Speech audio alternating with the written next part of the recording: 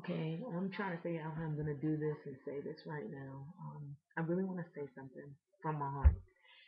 Black man, black woman, we don't have much time to get what we need to get done for our babies.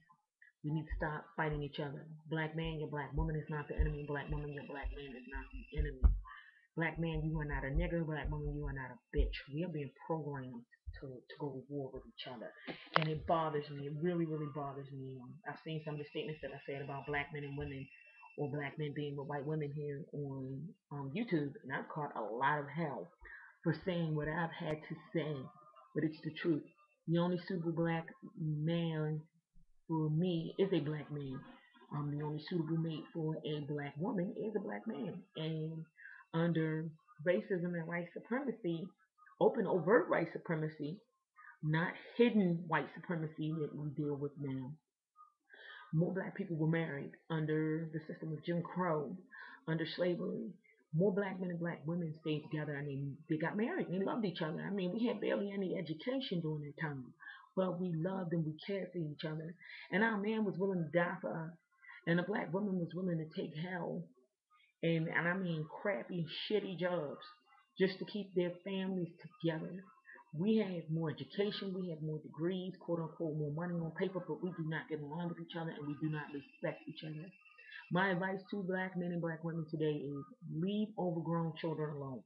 When you see people disguised as men and women and they think because they have man and male and female parts that they are women and are men, leave them be because they're not functioning in the total state of adult maturity. They're behaving as overgrown children trapped in an adult's body.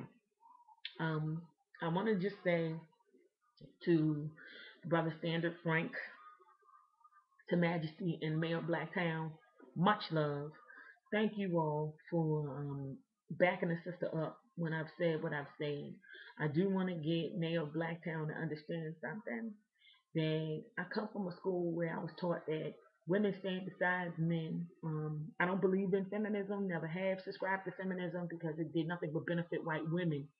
And feminism was created to undermine black men and women when we worked together like this in the civil rights movement.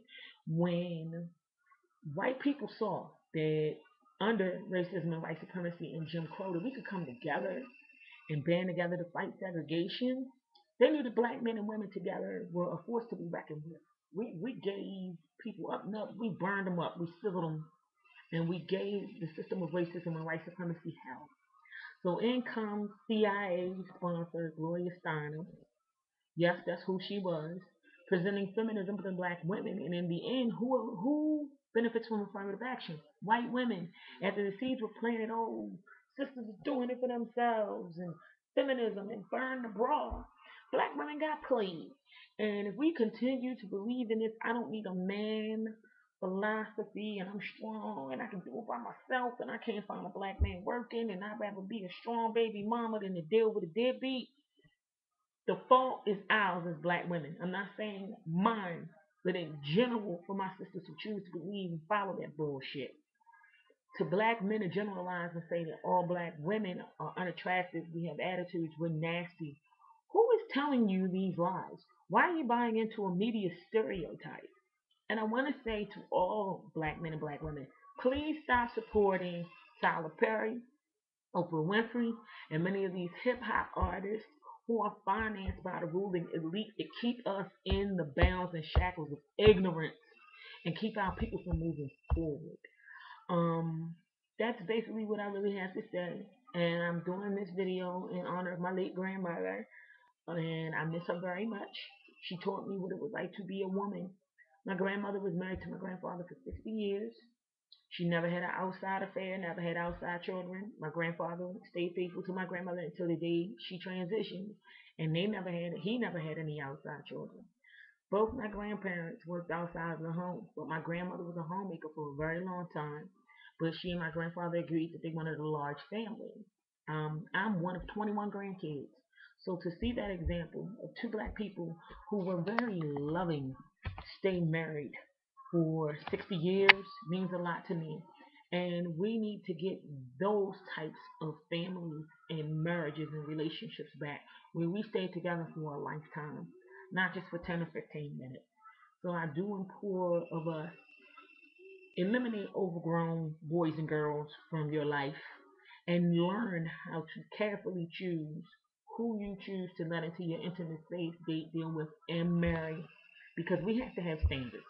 And since we have lost our ability to a point to not even put standards into place, this is what you get is our confusion.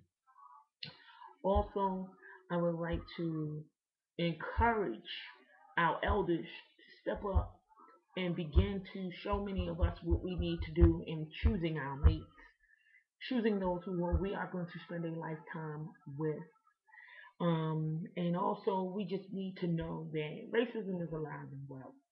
It's nothing new. I mean, it's just taking on a different form and it's morphing, and we need to be ready at all turns to deal with it effectively. And one way we can do it is by showing our children positive images. Cut the television off once in a while. Give your children some books about their black heroes, male and female alike. Teach your children that they are not niggers, they are not bitches, they are not dogs. They're kings, they're queens, they're gods, and they're goddesses.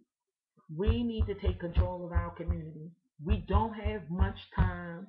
We got a lot of work, and we don't have much time to get it done in. So this is my open letter to the black man and the black woman so that we build quality, lasting relationships so that we can build a foundation for our babies. Peace.